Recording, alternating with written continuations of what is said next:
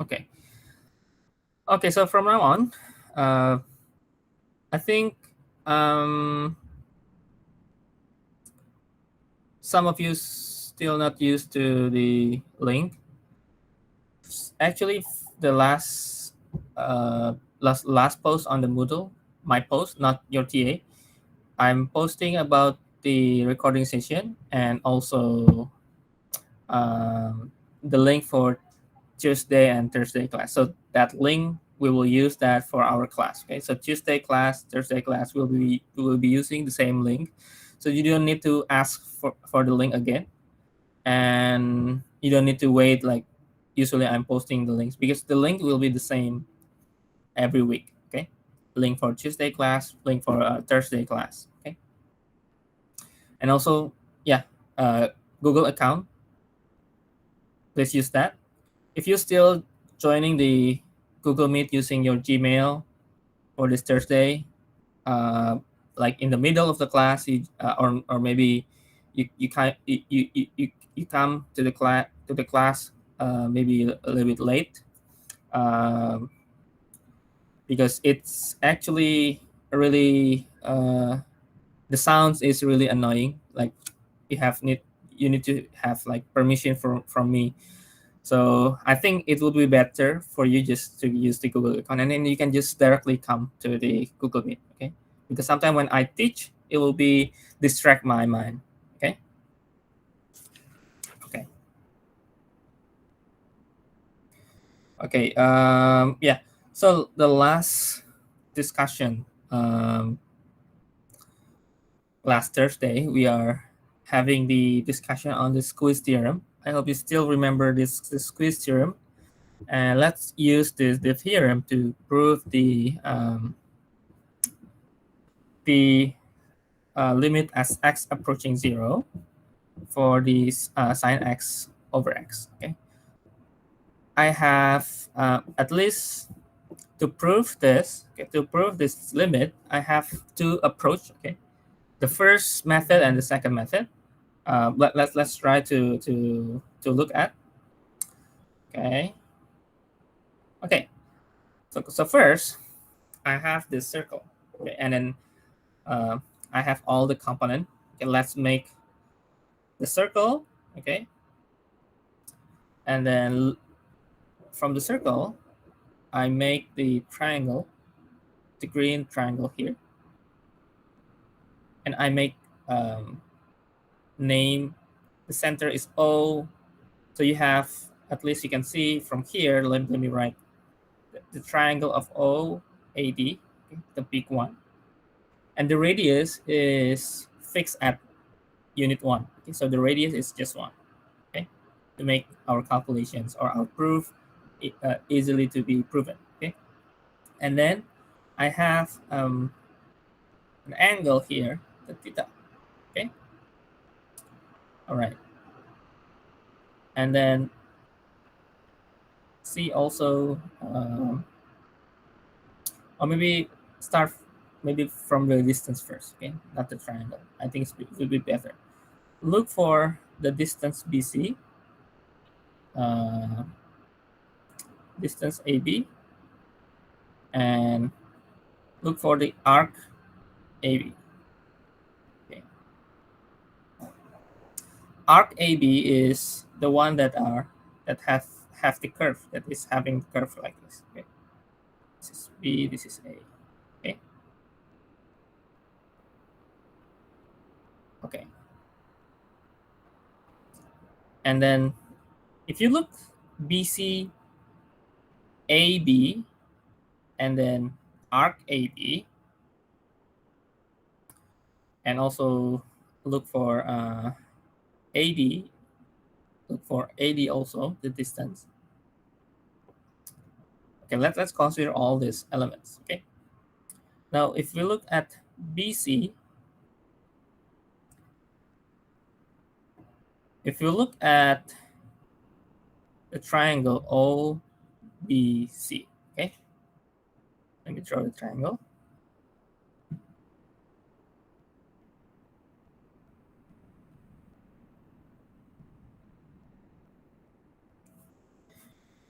if I want to make BC from the theta, if I want to formulate some equation from it, we can write this by using sine.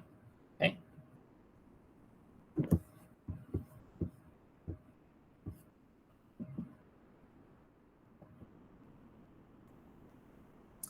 Sine theta is BC over OB, right?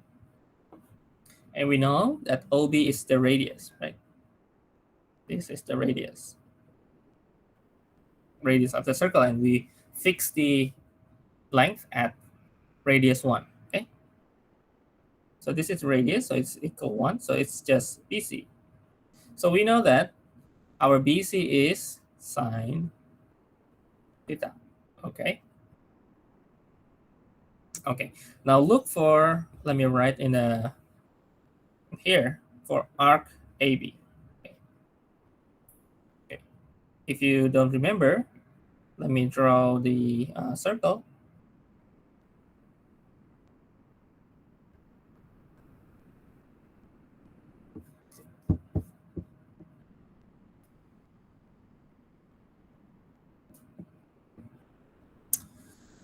Okay, let me draw a circle, and then let me mark the,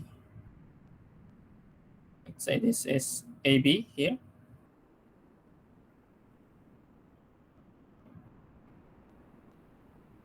Okay. Now the arc AB,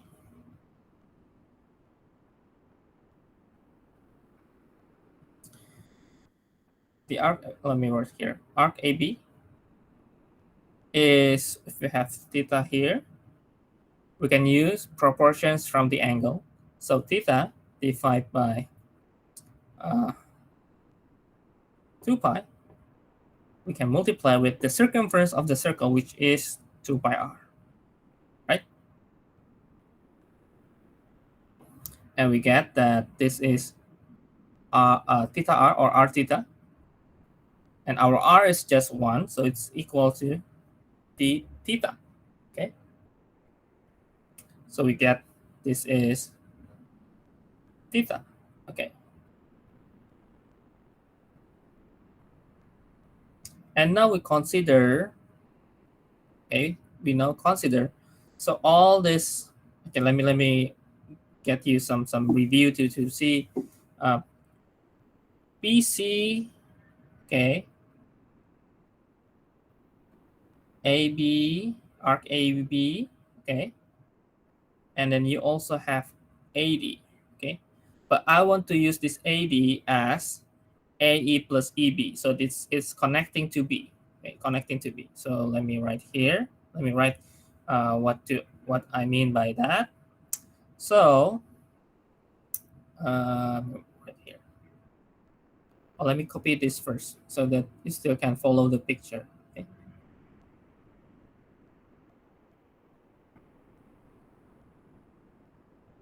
Okay, let me write here that arc AB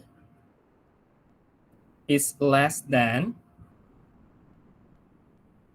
AE plus EB. Okay, if you see the picture, right? And of course, this AE plus EB is less than, and we can also say that this is also less than AE plus ED, in which AE plus ED is our AD, okay? All right.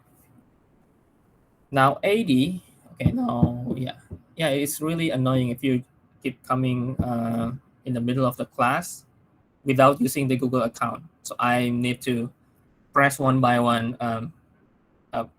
admit the students to come. But if you use the Google account, this will not happen. So you can just directly come to the class without any waiting for my permission at all. Okay, so yeah, please use your Google account. All right, back to here. Now for evaluating AD, we can look the triangle OAD, okay? And to look AD, we can use OA and AD as in tangent, right? So tangent theta, if you look, OAD is AD divided by OA, right? And OA is also a radius. Okay, this is a radius, it's 1. So we can conclude that AD is tangent theta. So at least we have the 3 components to be used for squeeze theorem. Okay. So from here is actually we can write that arc AB is less than tangent theta, and arc AB, if you remember, it's just theta. So we can write theta is less than, let me write sine theta over cos theta. All right.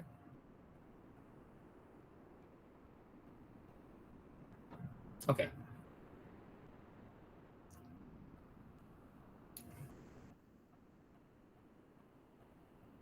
Now we have sine theta is BC, and BC, okay, if you see from here, we can compare BC, the arc AB, and AD.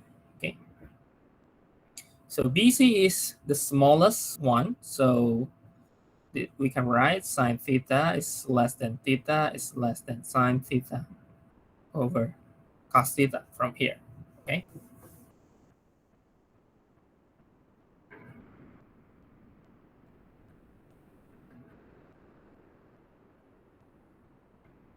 Okay.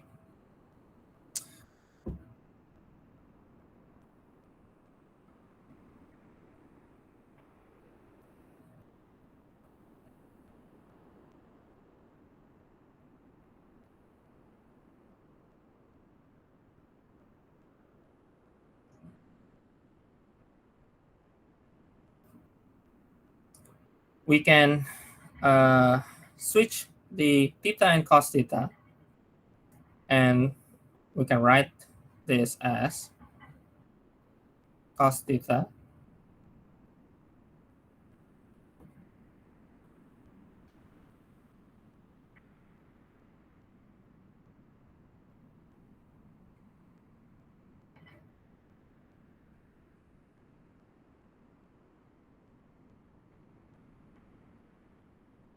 and we can put up uh, the limit,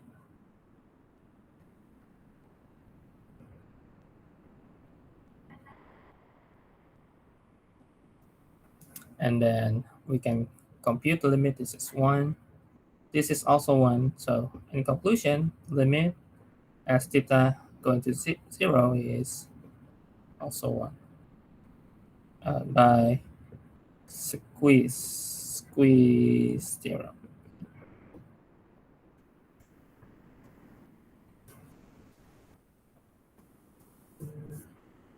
Okay.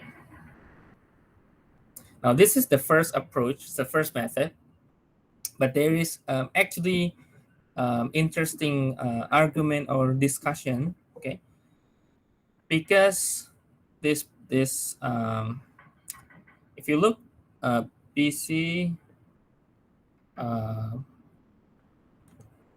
arc AB and then AD, you need to make sure that that is true based on the picture.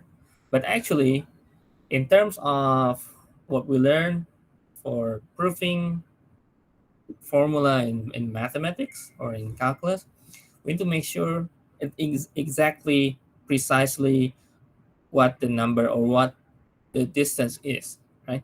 And that is actually the weakness of this formula. We cannot just say, okay, it's based on the picture, or this is actually smaller than the other one. Okay. The second method, however, so the first method here use length, right? The second method is use area of triangle, or just area. Okay, area, triangle and sector, which is it's actually preferable and it can be proven easily rather than checking the length or distance. Okay, let me copy one more this circle here.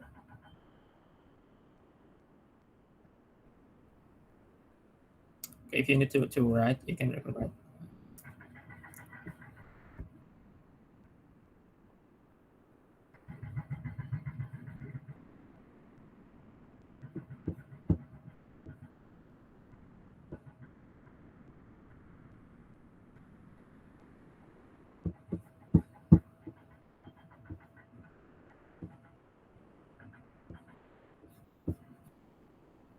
Okay. Okay, let me move to the new page.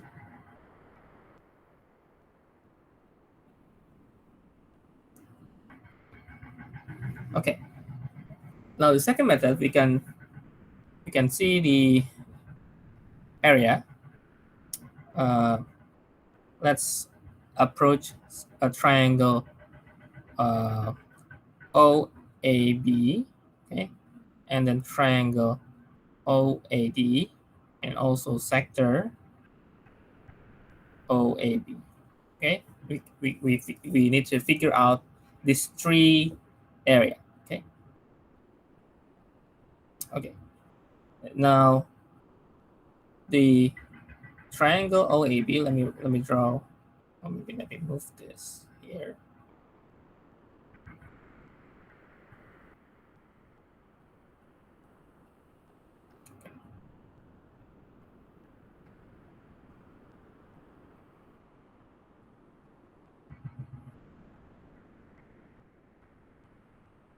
Okay, we have this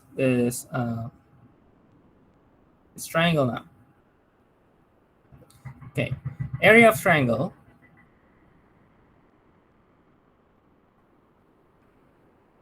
or triangle area is half multiplied with base multiplied with height, right? So OAB, we can multiply half BC as the height, and then, or maybe OA first. OA and BC. Okay.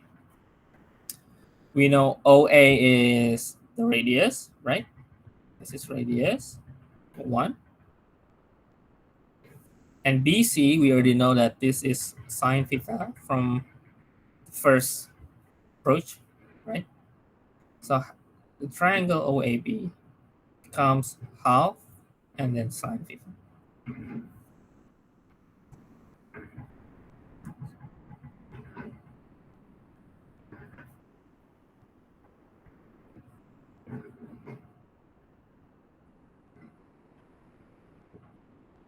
Okay, let's observe the OAD, another triangle.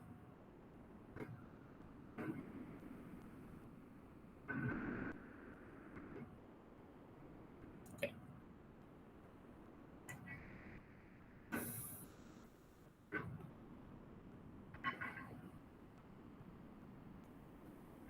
So the area will be half OA and AD. And AD, we know that this is tangent theta from the previous approach. So we have this is half tangent theta. Okay. And then the third one, the sector. The sector is what's this?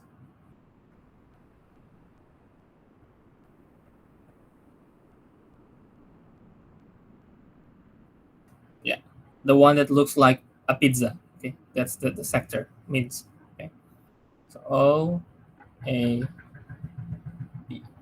Okay, and the sector, you can look at the area. Let me write the area OAB. Sector is actually theta divided by the whole angle 2 pi multiplied with the pi r squared. and we got half, and then the r is equal 1, right? So we have half theta. Okay, now it's, I think, more clear now. So if I draw only all these three elements here, so from uh, the OAB, the, the the triangle, and then you have also the sector. Of course, it's actually easily to prove that the sector OAB is larger than the triangle, right? Because it has additional additional area here, right? Okay, and also OAD, the triangle, is larger, right? So we can say that we have three elements to compare with.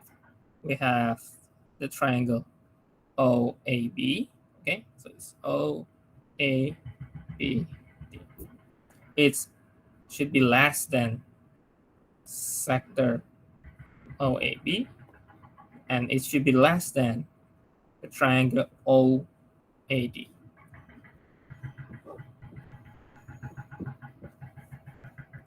Okay, now we can put in all our approach here, sine, tangent, and theta. So we can write down here that this is sine theta over 2. Let me use these symbols, the absolute symbols, to make sure that all these are positive, okay?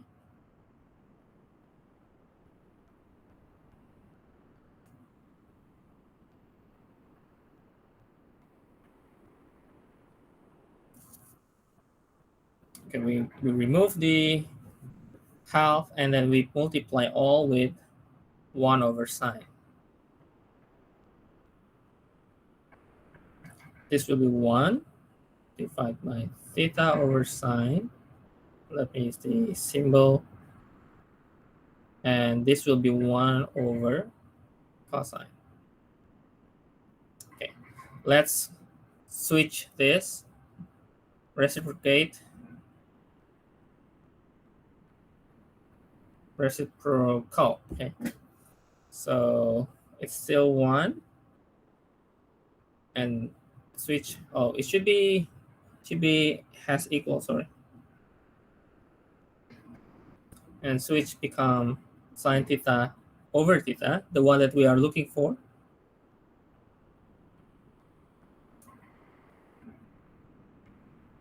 And then we put in the limit here, put in the limit as theta approach 0, limit as theta approach 0, and this will be 1, and this will be limit, and this will be 1. Okay. Now, from here, we know that this is the same, equal 1, so we can also say by squeeze theorem,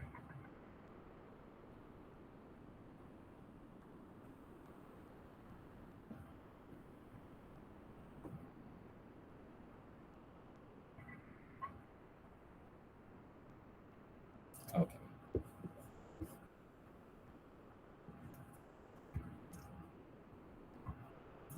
Now, whenever you have the definition now, whenever you have limit x approaching 0, sine x over x, now it is equal 1.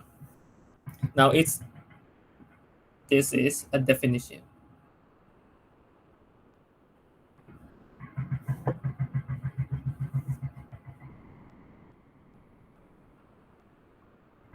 Okay, any questions first?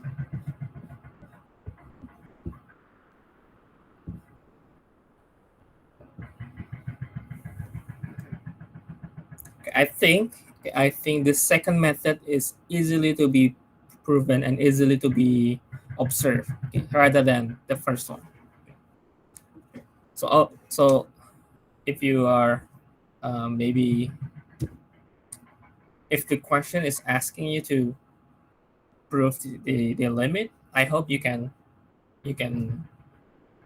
use the squeeze theorem. Okay, if you have like three elements to be compared with, you can use the squeeze theorem. Okay, as long as you can prove that you have three functions, you can prove that maybe f of x is less g of x, and you can prove that. If you know that this happened, you can check with the, and you prove that the limit here, it is if it's equal, it's the limit of f is equal limit of h, then you can prove by squeeze theorem that the middle one also resulting the same limit result. Okay.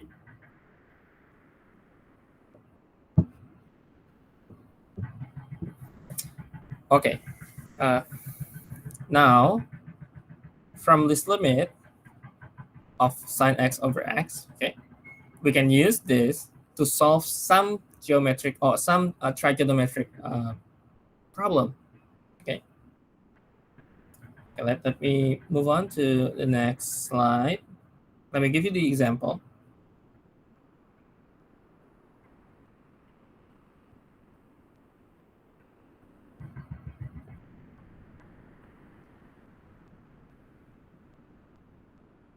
This is also another definition. Okay. So we can also, using the fact that we have limit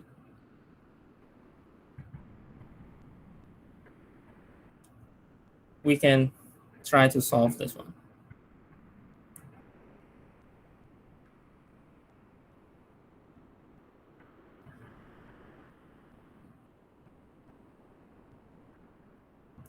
Okay, we can multiply with the conjugate.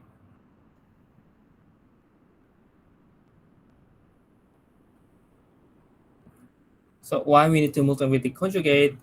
Because we see that, oh, probably we can have 1 minus cosine squared x, right? Which is we can make it into sine squared. And maybe we can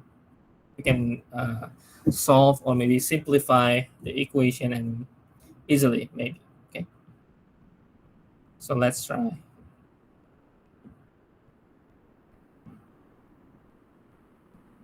And let just this denominator become x and 1 plus cosine x.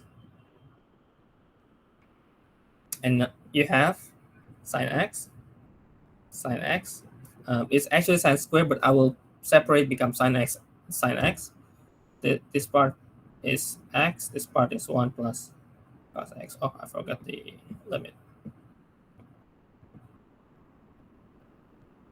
Okay. Now from the limit law, we can also separate and we can calculate each one. This is equal 1, right? From our definition. And the other one,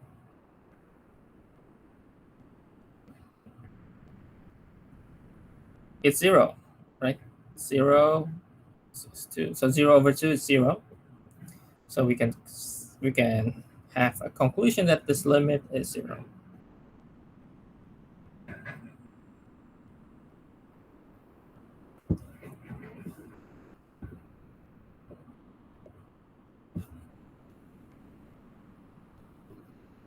Okay.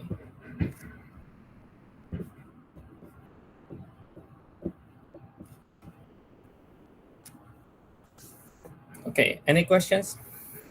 Any questions so far?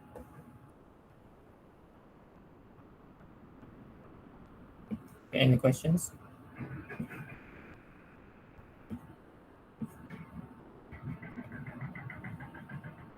Okay.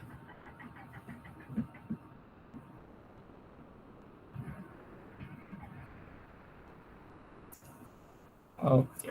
Oh, by the way, we will move on to, now we will move on to 2.5 continuity. Okay.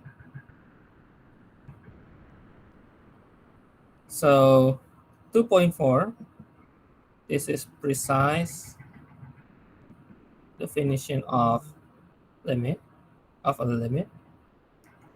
I have the video here. that you need to watch. Okay, so watch the video. Okay, so I upload two additional video. The first one is about the 1.5 or 6. This is about the logarithmic function and inverse trigonometry.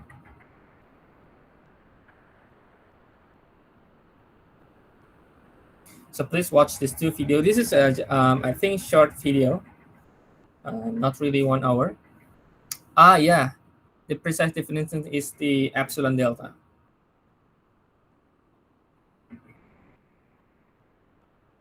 At least if you still like confused about what epsilon delta means, you can watch. Okay, and actually, even you learn and you are maybe um, get good results, you passing the calculus.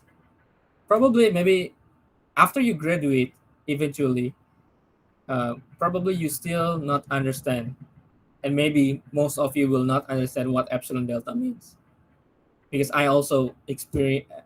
I also have the same experience when I learned the epsilon delta in university. I thought that I understand, but actually not really. But that's still okay. That's still okay. That's why I'm just adding additional video, because in practical, in reality, the intuitive definition is enough to understand the whole concept of limit. Okay? Unless you want to know, you want to know more about mathematics, and you want to maybe elaborate in more in like not really in like engineering, because we are using all of this on engineering problems, right? Engineer, science, and math. Pure science and math. It's a little bit different. So the definition by intuitive definition of limit, I think is enough. Okay. But of course, epsilon delta, I already made the video. At least you need to watch to solve several problems. Okay. Okay, I will continue to continuity. Okay. So let's move to next page. Okay, let me make uh, maybe a graph here, just a random graph. Okay, let's say we have A, and then we have L, or maybe let's say this is exactly at when A is put in. So this is f of A. Okay, and our function here, f of x.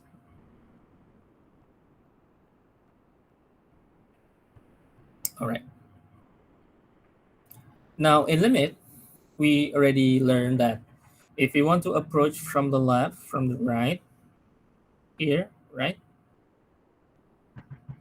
there will be also the value will be approaching to some number also, right? Okay, so this means f of x getting closer to f of a, right? It's getting closer as x approaching a, right? Okay, all right. Now we say it's continuous, okay? So continuity.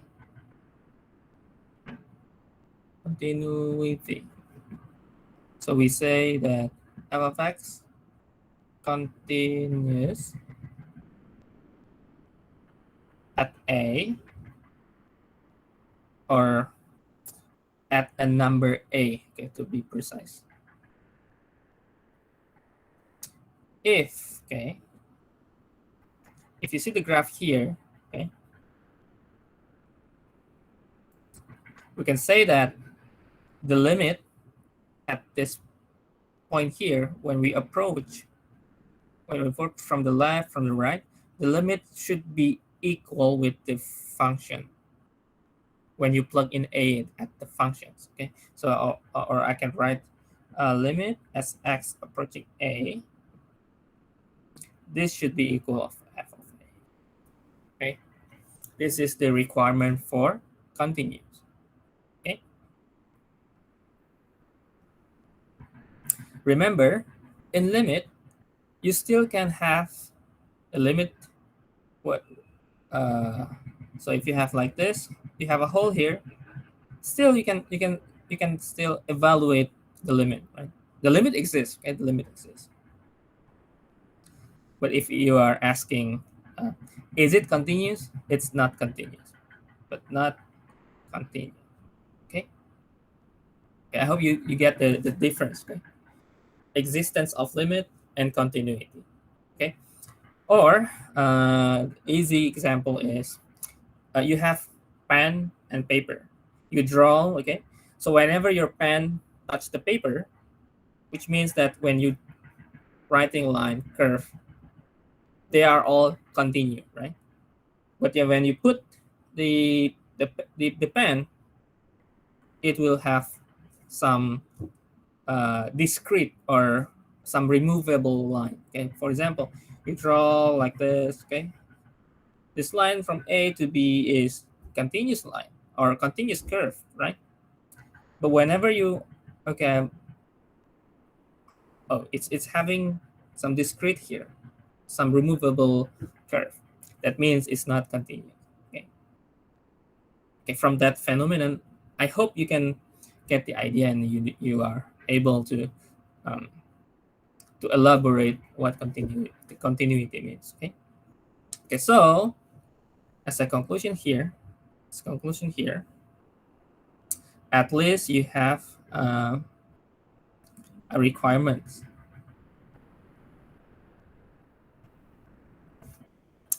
First one, this f of a, it need to be defined. Need to be defined. So this thing here, this is undefined, right? So we don't want this. Okay. And limit as x approaching a, for the f of x, the limit exists. And third, the limit should be equal of f of a. Okay, this just these three things, and then all done. It's continuous. Okay.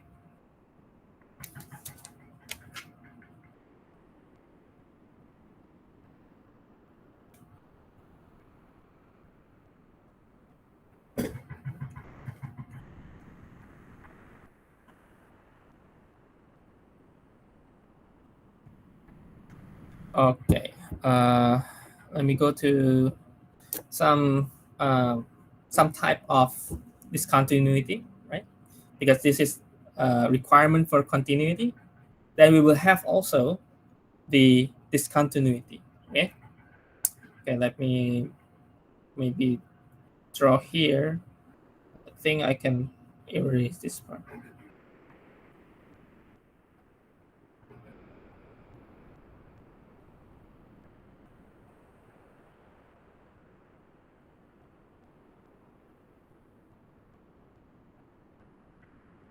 Okay.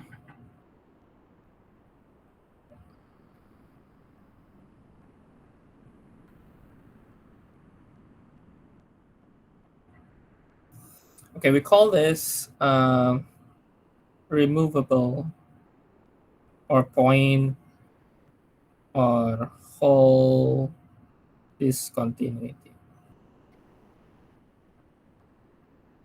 Okay.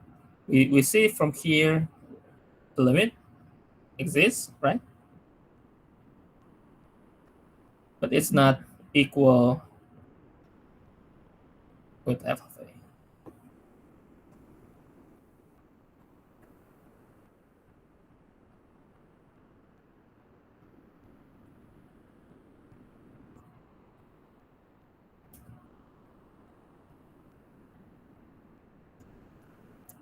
Okay.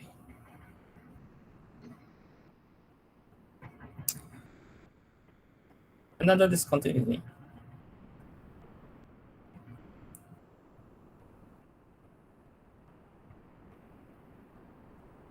Okay. Let's say this is A. Okay. We call this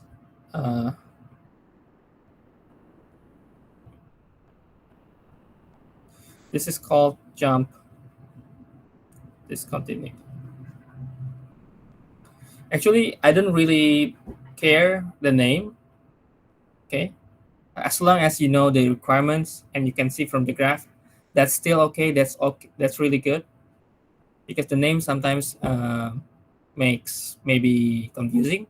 So I think as long as you understand from the curve from the graph, it's okay. It's okay. You don't need to really memorize all the name here. So this limit x approaching from the left is not the same as limit as x approaching from the right. So limit doesn't exist, right? And the other discontinuity, or maybe I will move a little bit to the left.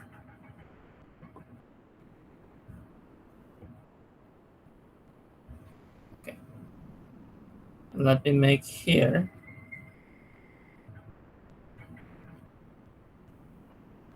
So let's say we have this.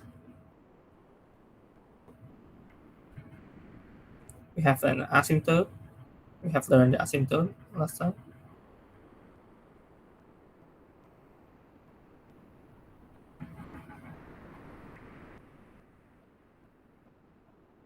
Let's say just one asymptote. Okay. This is called the asymptote discontinuity.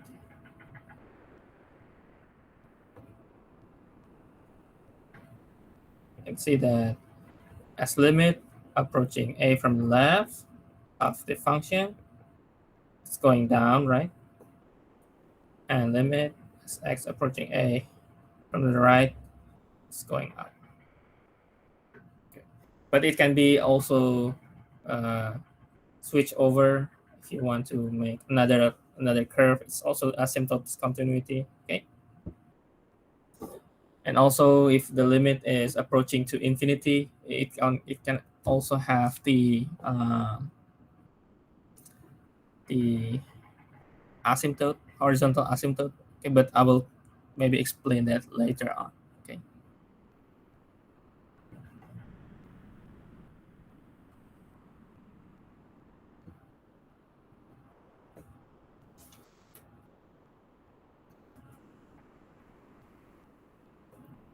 Okay.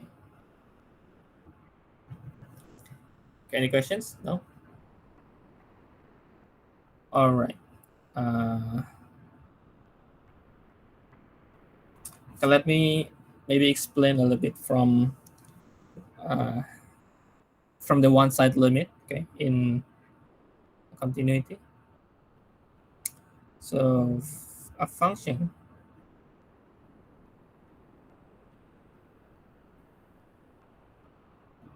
f is over continuous like this. Okay, I hope you understand. Continuous from the right at a number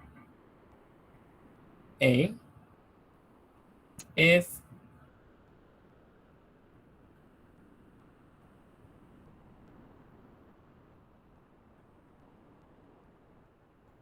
so we can say a function can be continuous from one side only. It can be happen. Okay, and same f is continuous from the left at a number a if I think this is very understandable, not really a complicated matters, right? If you want, you can look at functions of the integer. I think I'm not really going into deep for this function, but if you see this integer means that, or this means that you need to put in the greatest integer at the function. So if you draw, you will have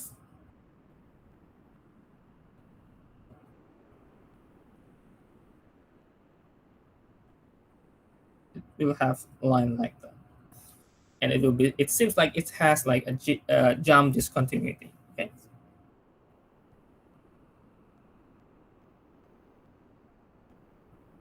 Okay.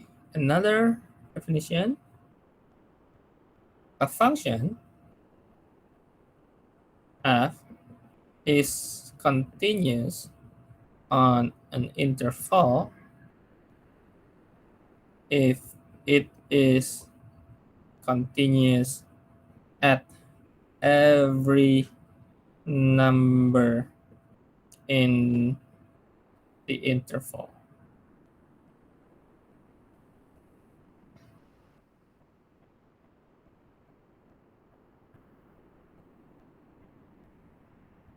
Okay, if we want to write this in a very good way, we can write f is continuous over, let's say, uh, point A to point B, open interval.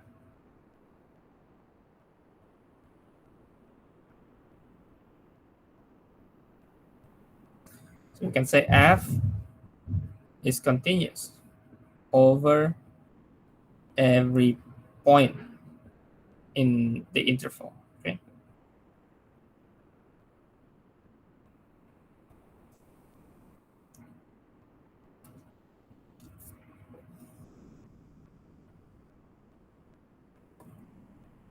And we can also say f is continuous over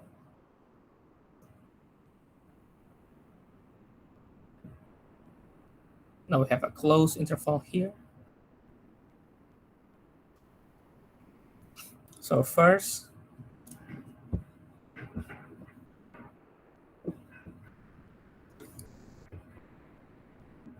okay. So if you say that the function is continuous over the open interval, which means the function will be continuous over every point on that interval. But if it say exactly that closed interval that it need to be include a b, we need to make it very precise that first the requirement is the function should be continuous over ab, of course, right? Okay. And the second, the limit, okay, of x approaching limit as x approaching a from the right, this should be f of a, and limit as x approaching b from the left, this should be f of b. Okay, it's really a very strict, exact definition. Okay, the function. Okay, so maybe I'll draw the graph so that it will be easier for you to see. And let's say this is the function, um, and maybe this is the a. This is b. Okay, so this is a plus, right? This is b minus. Okay,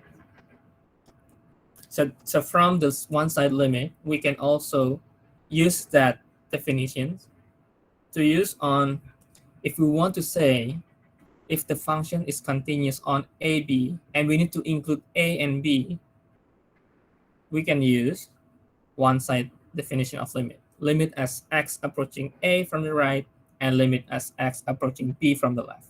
Okay, so this is f of a, this is f of b. Okay, I hope this can be understandable, and we can use it for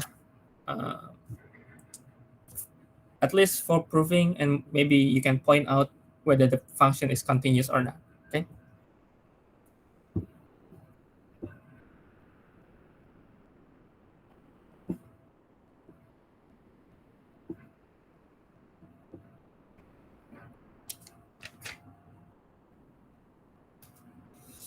Okay.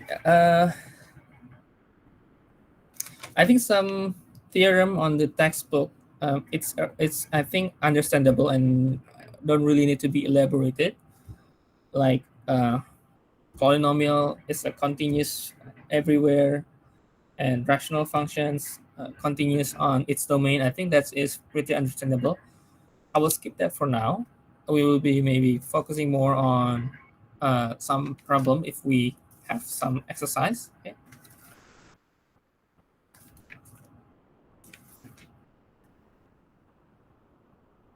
Okay, maybe some theorem about the composite functions. Okay. Okay. Any questions first? Any questions?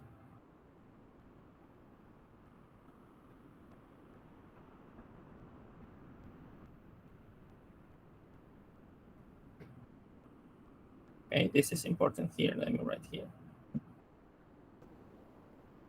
Okay, any questions? No. Okay, let me move to the next slide.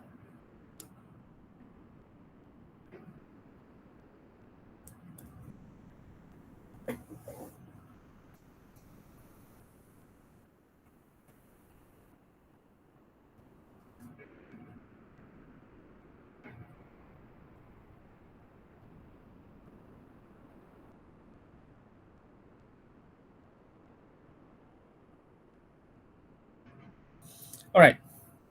Uh, if okay, f is a function. Let me just write continuous. It's a continuous.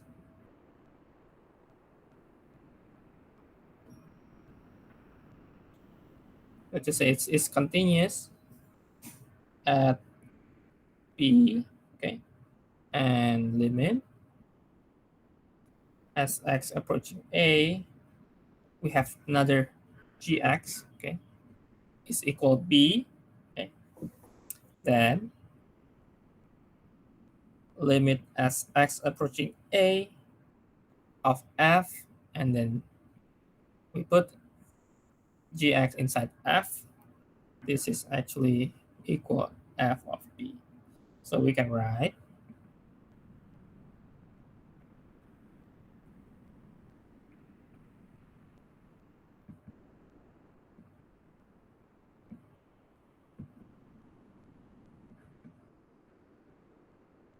okay.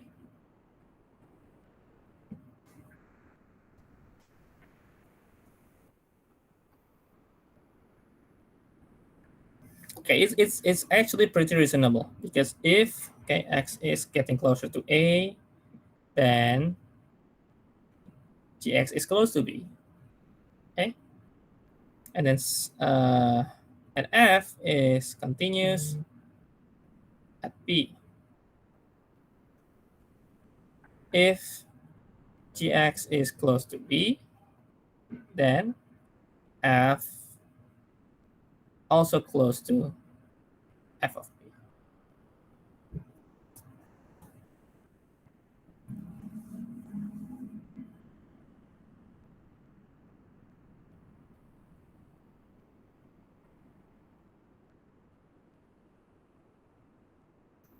Okay, similarly, the other composite theorem, if G uh,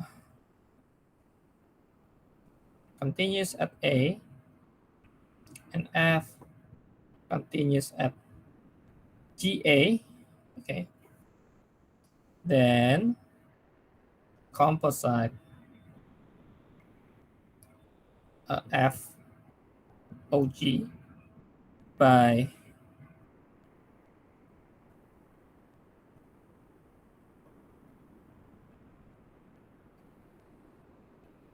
is also continuous at A.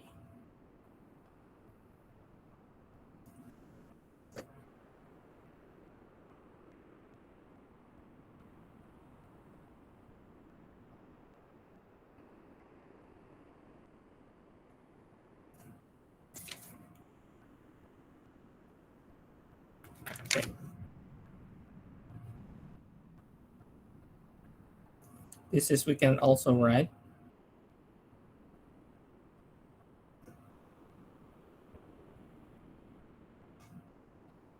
and f is continuous at p, which is p is equal ga. We can write this,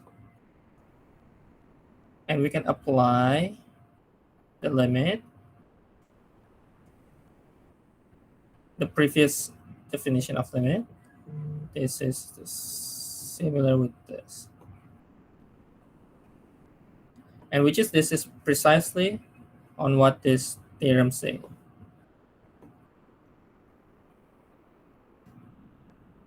Okay.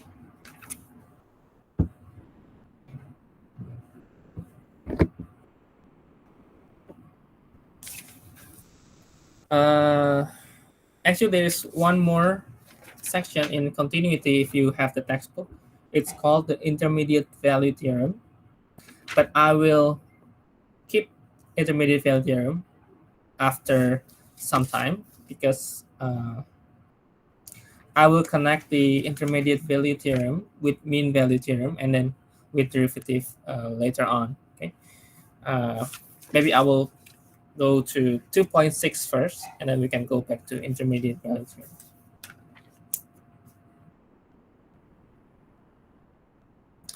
Okay, any questions here? Okay. Okay.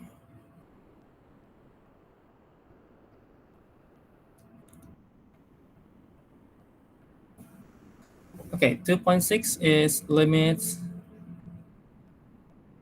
at infinity. Or we have the horizontal asymptotes.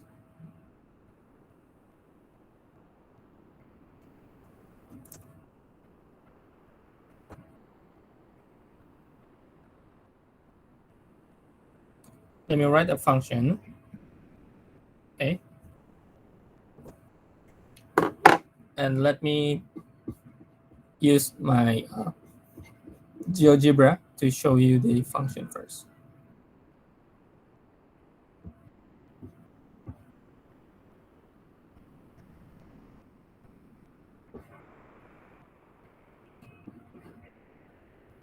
Okay. Now you can see the Geogebra. Okay. Let me write the Geogebra.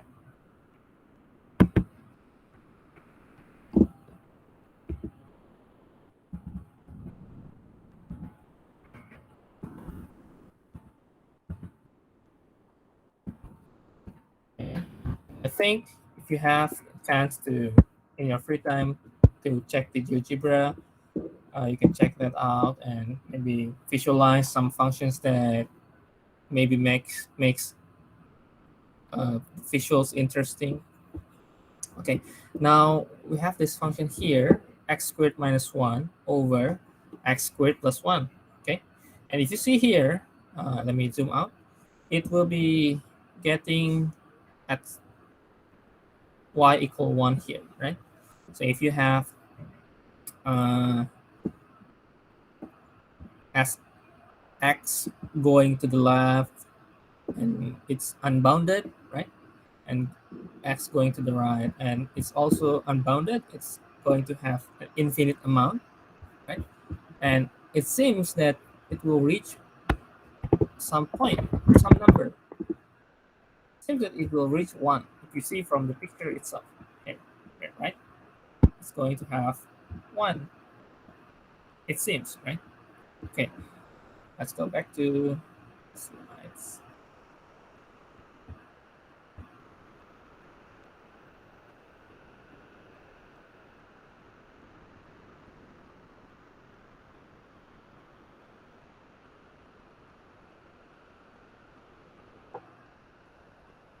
Okay, now to prove why we can get 1, we can also make some trial and error using table value. So we can try from 0, so x, try from 0, this is result in -1. Let's try a plus minus 1, this is around 0. Is it plus minus 0.1? Or maybe not 0.1, sorry. It's 10 and it will be 0.98, and it will be 100. You can have 0.9998. You can also increasing the value until you see that it's actually getting 0.99999, right? And we can conclude by our intuition and we say that, oh, we figure it out, we get closer to 1. Okay. And what we have seen from the graph, this y equal 1 becomes our asymptote. The limit is getting to 1, but it's never actually reached 1, right? We can write that if we want to write the limit, we can write as x now approaching infinity. Okay, now we have this is equal 1. Okay. In general terms, we can use these notations here. Limit as x approaching infinity of f of x is getting some number L. Okay, so this is the limits at infinity. So it's actually indicating that f of x getting closer to L as x is getting larger and larger. Or we can say it's getting to be unbounded or getting an infinite amount.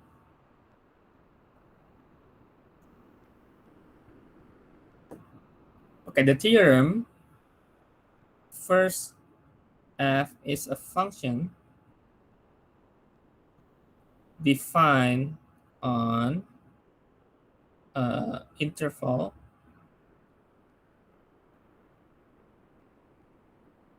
and then you can write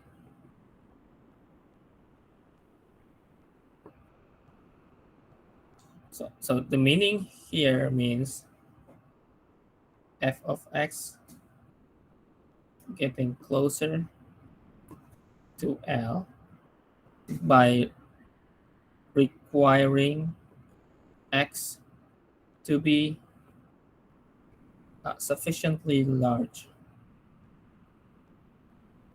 Okay, the easy way to understand is f of x is closer to some number when x is getting large. That's the easy way. And then the other way around, for the negative infinity, it can be also defined. Let me use the new page here. So f is a function defined on interval from negative infinity to a. Okay, and then limit as x approaching negative infinity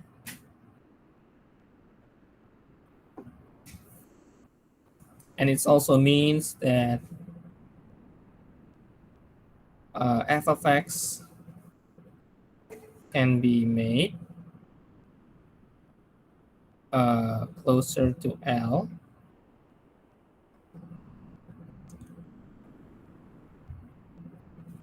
by requiring x to be sufficiently large.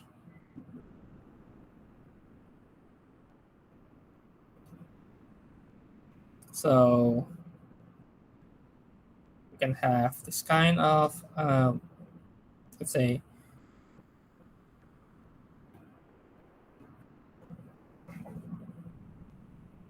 this limit, okay? We can also have um,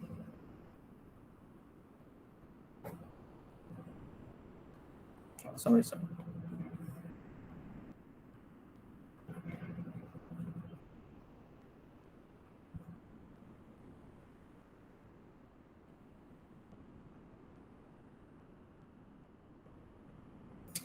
Okay, so it's getting smaller the gap and it's going to have getting closer to the asymptote, right?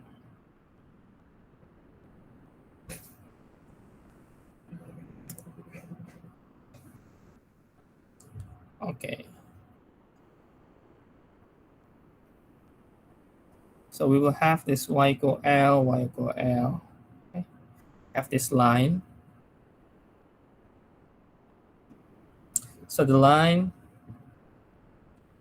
y equal L, this is called the horizontal asymptote.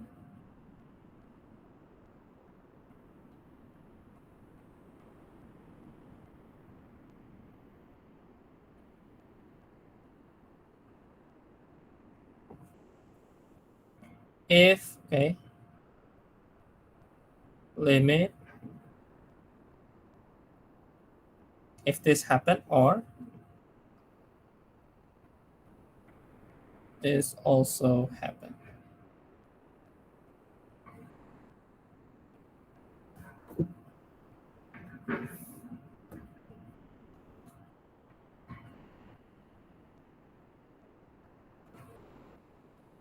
Okay. Okay, any questions from here?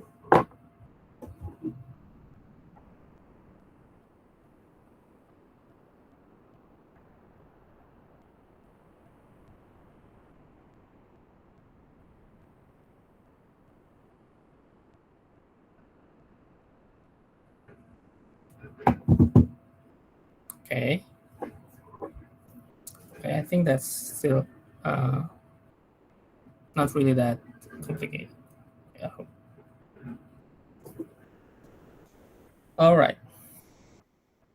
Okay, now we have limit as x approaching infinity of 1 over x and limit as x getting close to negative infinity of 1 over x. Okay.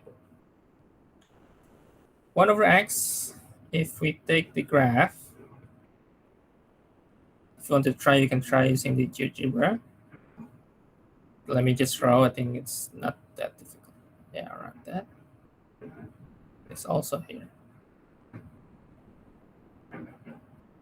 So it's actually, if we are looking at limits as x getting infinity, getting larger, we are going to see that at the y equals 0 here, there will be a horizontal asymptote, right?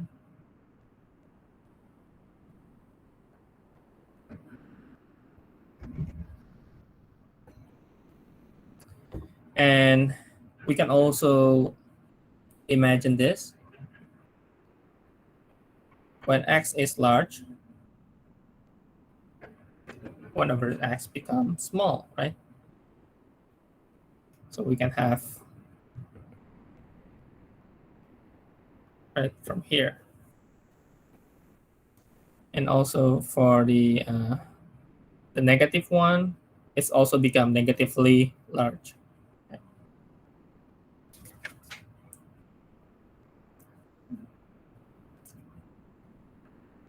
Okay, now from here,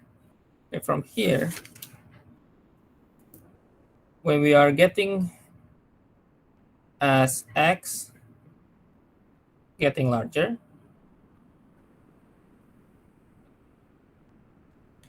we can make close to 0. And therefore, we have limit as x approaching infinity of 1 over x equal 0. And this also true for the negative infinity. And also, of course, from the curve, you can see that it's true that it has the y equals 0 as its horizontal asymptote.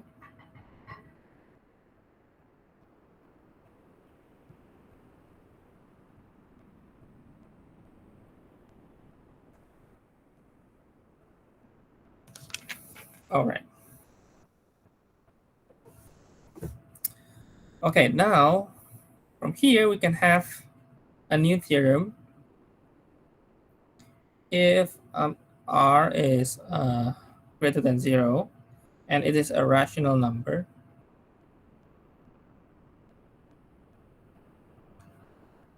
then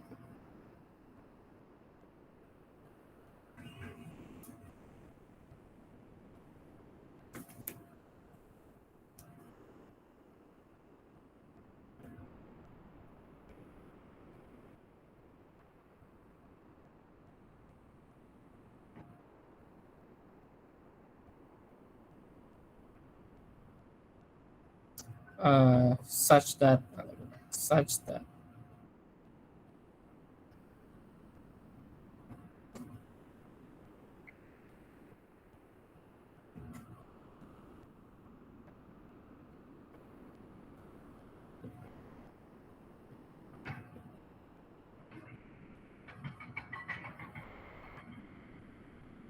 also equals 0. Okay, how to use actually what we are going to use this theorem? We can use that if we have a rational functions, a fractions that's contain a polynomial, or maybe they have power to a certain degree. Okay, for example, maybe I'm going to use it from here. For example, okay, limit as x approaching infinity,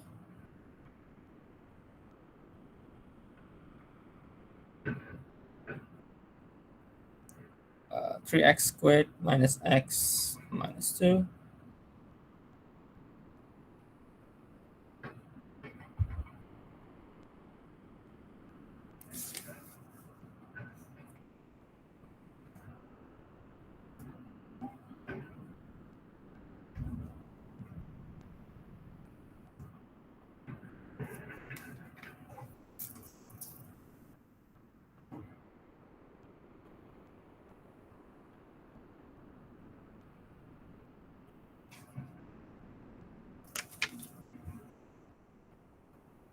All right.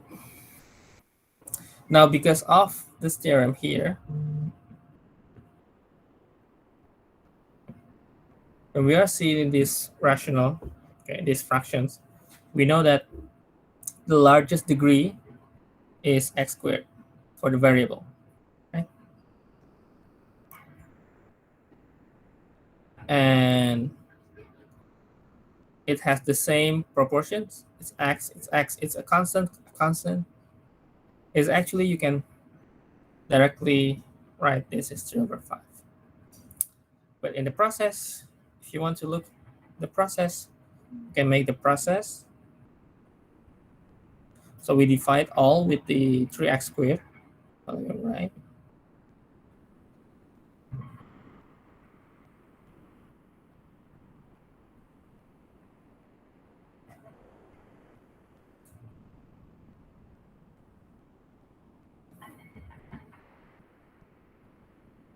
So let's say this is 3, 1 over x.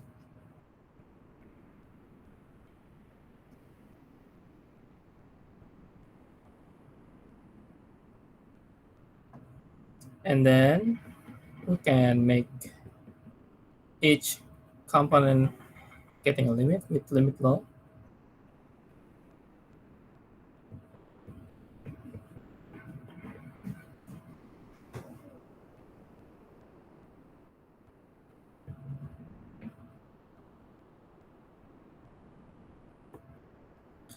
Okay, and then we can evaluate one by one.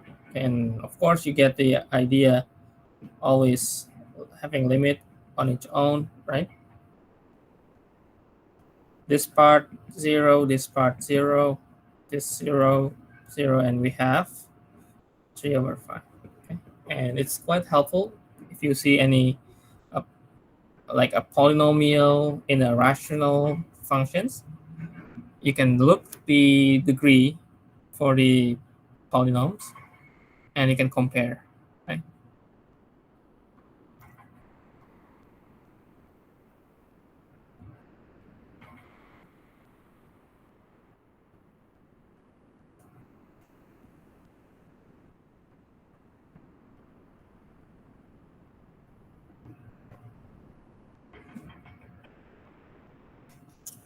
Okay.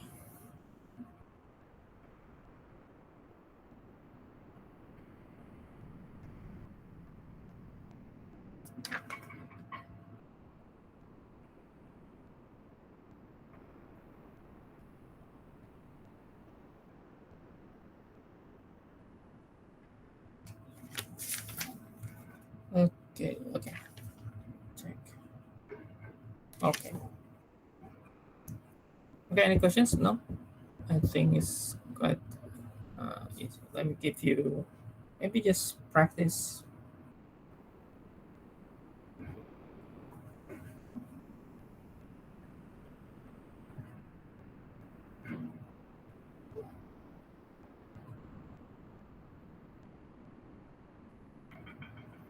Okay, let's see, compute.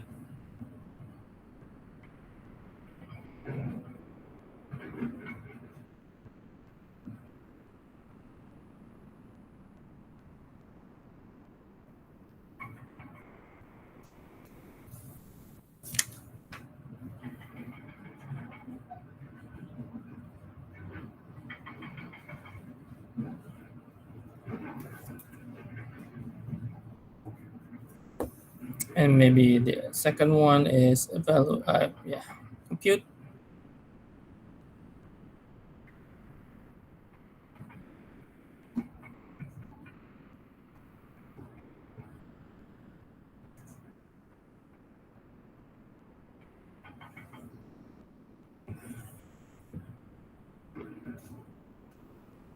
Okay, maybe these two questions.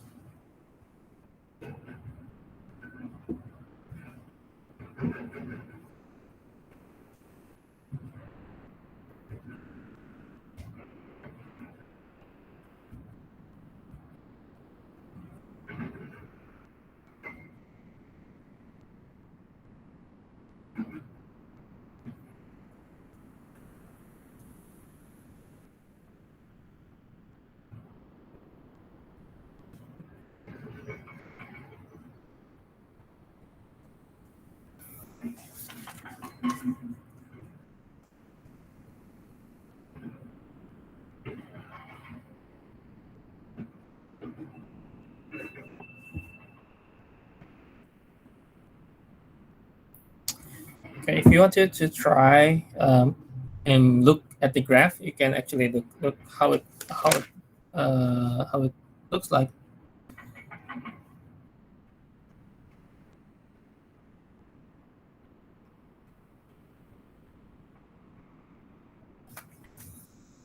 Okay, so if you draw in the graph, the first one is actually getting closer to zero. Okay, if you look at the graph, it's getting closer to zero like this. It's getting down.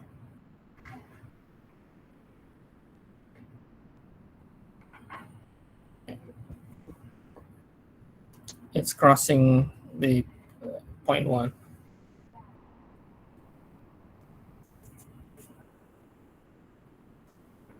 Okay, but of course we need some algebra solutions. Okay, and sometimes this algebra is depends on how complex the questions or how complicated the formula is. Sometimes this is the one that makes most of the students feels that maybe math or calculus is too difficult is because of the algebra, I think. Okay. So if we look at here, we have the square root, right? We have the square root. This is something that usually in algebra expression we need to remove to make it simplified. Okay, unless you have a direct method to approach. But sometimes we need to remove it. So how to remove that? We can think of the conjugate, okay, rationalize. So we can think of another equations that can make the square root can be removed. So we need to multiply with the other kind of its equation with the same or similar behavior or property. So it has minus, so we need to have plus. Okay, we want to have the a squared minus b squared situations, and then we need to define the same equations.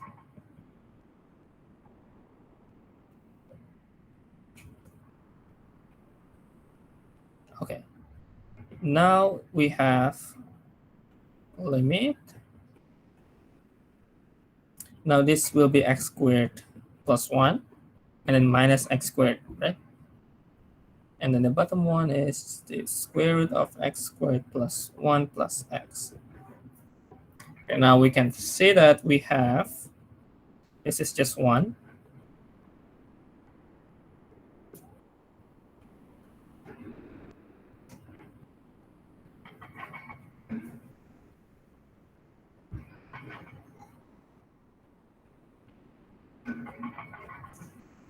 Okay.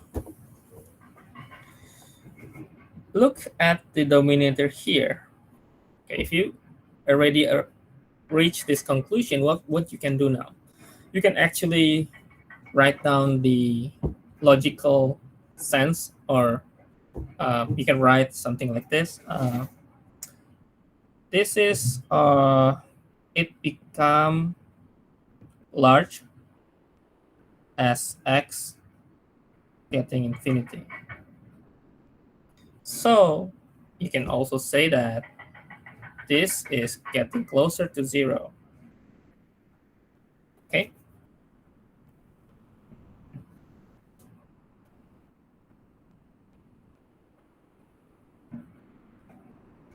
So sometimes in questions, when you can write down the logical reason, that's still okay. Okay.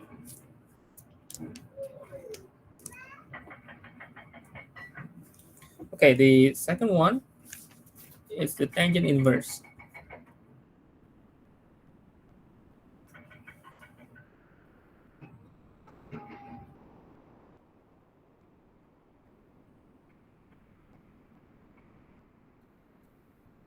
Okay, to look at the question here,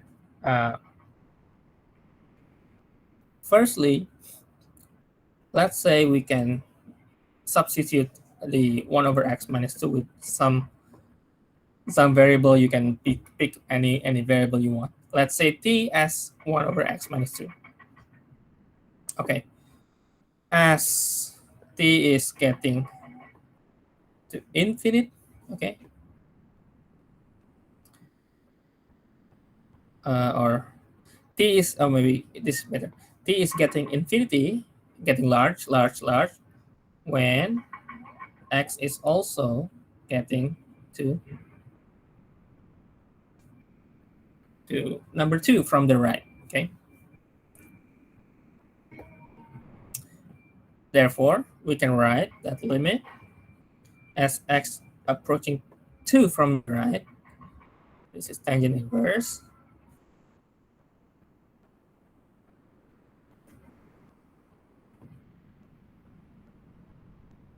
We can write this is as limit for t getting infinity, and then tangent inverse. This is t, and we know that every time the tangent getting to infinity, and because we already learned about uh, inverse and domain, so tangent inverse has some certain domain, and I think you can also check on my additional lecture video later. Okay, it's about the inverse trigonometric. So we know that this is pi over 2.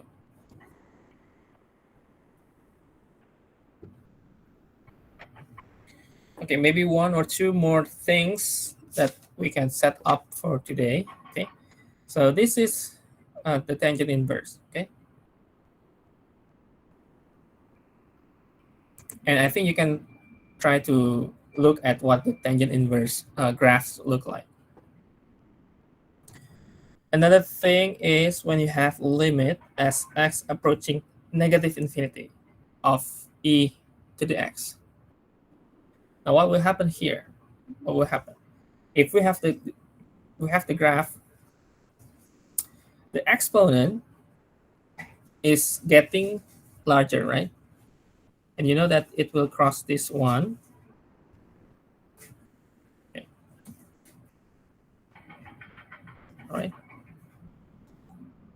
And when you look at the x as approaching negative infinity, you will notice that it will going without any end, right? So it will be going closer to, it's actually getting closer to this this y equals 0.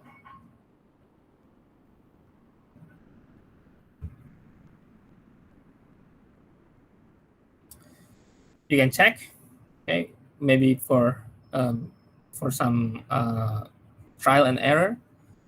Check from 0, and then maybe this is 1. Checking -1. Checking. And at -10, it's already 0.00005. So it's already have a lot of 0 here. So imagine when it's reaching large number, negatively large number, it will closer to 0. Okay, that is also so it's getting 0. Okay, so it's also important to notice that. Okay.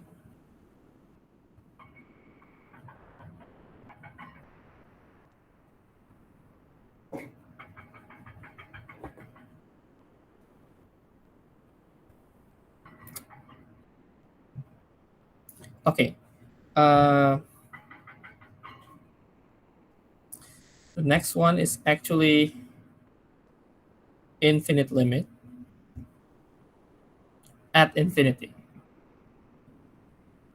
I think I will just write some points, and that will be the end of the lecture. So we have the limit as x approaching infinity, and it will be equal to infinity. So meaning f of x is getting infinity as x is also getting infinity. So all becomes infinity. The one that we are discussing will be, the first one is a limit, also limit, this limit, and then try to think and how you can solve, or maybe how to write down the correct answer. Try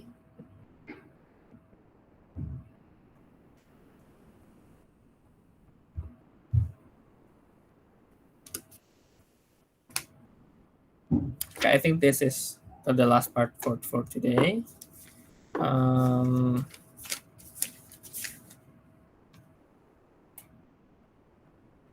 Thursday, I will review a little bit about here, continuity, maybe some exercise, and we can move on to introduction to derivative. Okay, introduction to derivative. And then probably, because now is October 5, right? Now is October 5. I think in the last week of October, last week of October, maybe we will have a quiz. Okay, we will have a quiz. But I'm still thinking how we will going to do the quiz, which platform. Usually I'm using the Google platform, but I think it's not really efficient. I will use another platform, I think. But the announcement for the quiz and how we'll decide, the details will be on the Google Classroom. So please join the Google Classroom. The Moodle is just general information. For more details, I will put more details on Google Classroom. Okay. Okay. Now, last part of our classes, as usual. I hope you don't get bored. Okay. OMG. Okay. Feedback time.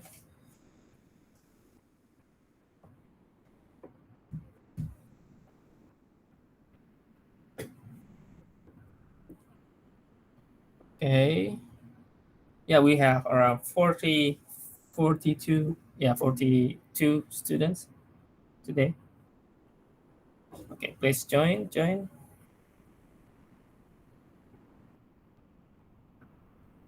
Oh, let me just cast my other screen. Wait a minute. Present. Okay. Please join. Wait a minute. I will stop this, and then I will share another screen.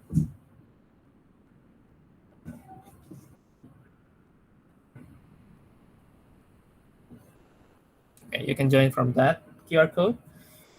If you have difficulty to join, you can go to this menti.com. You can use the code 5 CE162A011. And actually, if you have maybe you're getting interest to using this kind of platform, you can find, I think there's a lot of platform now using this kind of interaction engagement.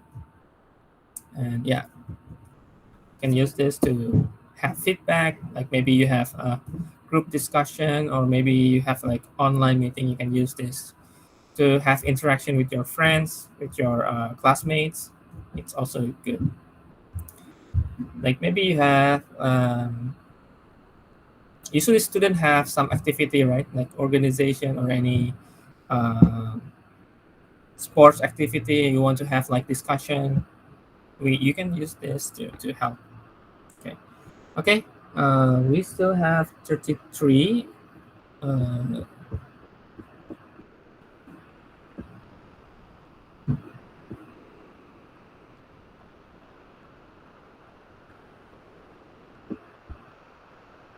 okay, 34. Okay, anyone to join?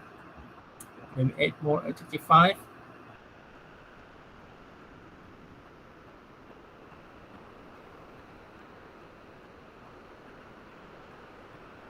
Okay, I will start in a few seconds. Okay. Okay, let's start now.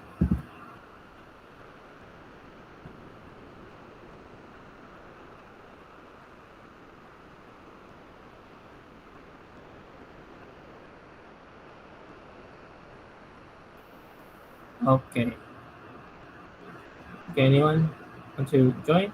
You can go to the website and then use the code. All right.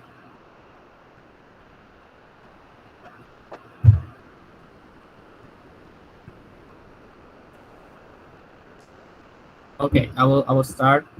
I will start. Get ready.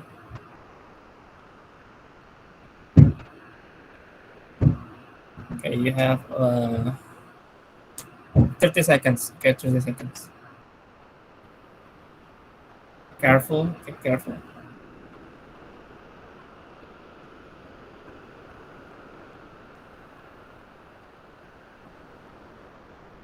Okay, 13, 12, 11, 10, 9. Okay, 7, 6, 5, 4, 3, 2, 1. Okay, that's up. Oh, all right, all right. Okay, next one. Let's see who's the. Okay, good, good. Congratulations. Okay, we have still one more. Okay, question two. Get ready. All right.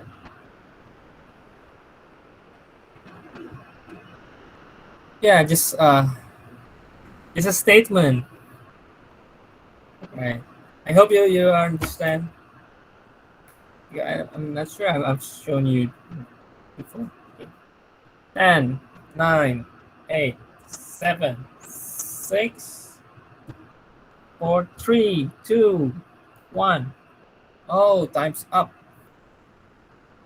Okay, that's true. You can have two horizontal asymptote. Okay. Okay. So, who's the fastest? Oh, still. I think yes. Yes, yes, yes. Congratulations. Congratulations. Okay, can you write your student ID in the chat box? Congratulations. Okay. Okay, okay, congratulations. Okay. So yeah, see you on Thursday. Okay. And you will have the TA class right after this. I hope you can also enjoy your TA class. Okay. And just let me know if you need some maybe some feedbacks about your TA. Okay. And also you can also check with your TA and maybe discuss with him whether you have maybe suggestions that uh, you want to request, okay, you can also do asking TA. So on Thursday we will have more, I think, review a little bit and then exercise and then move on to uh, almost chapter 3. Okay, almost chapter 3. So we almost finished chapter 2. All right. So see you again next Thursday. So you can leave the Google Meet if you want.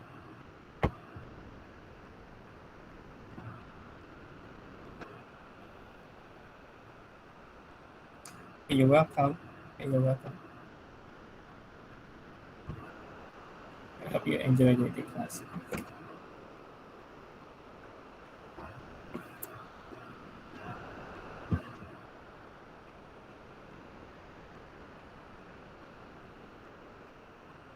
Oh, attendance? Wait. Wait.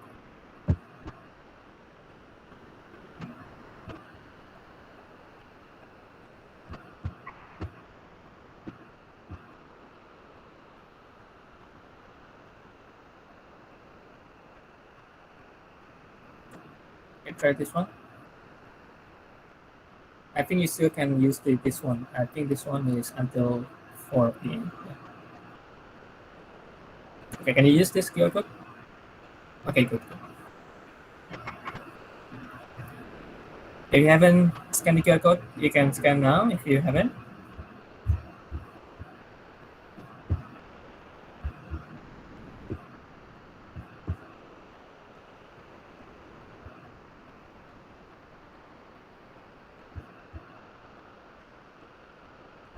Okay, you can leave the Google Meet.